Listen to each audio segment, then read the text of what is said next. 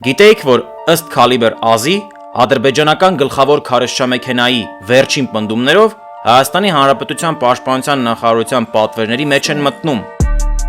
70 միավոր ֆրանսիական Arcus VAP MK3 զրահափոխադրիչ, 50 միավոր ֆրանսիական Akhmat Bastion զրահամեքենա,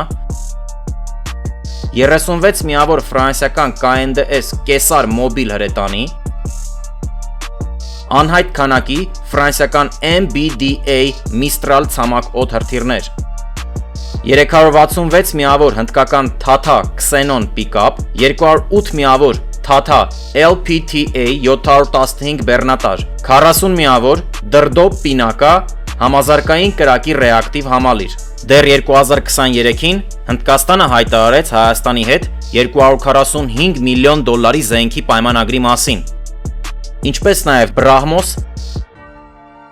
և Astra գերձայնային հրթիռների համակարգերի ձեռքբերման հետաքրքրվածության մասին։ Քալիբր Ազի տվյալներով Brahmos հրթիռների երրորդ երկրներ արտահանումը պահանջում է Ռուսաստանի հաստատումը, քանի որ Մոսկվան Brahmos Aerospace-ում ունի 49.5% բաժնեմաս։ Հրթիռի անվանումը վերցված է հնդկական Brahmaputra և Մոսկվա գետերից։ Հայաստանը շարունակում է աշխատել Իրանի, Հնդկաստանի և Ֆրանսիայի հետ լայնածավալ ռազմատեխնիկական համագործակցության համաձայնագրերի ավարտման ուղղությամբ։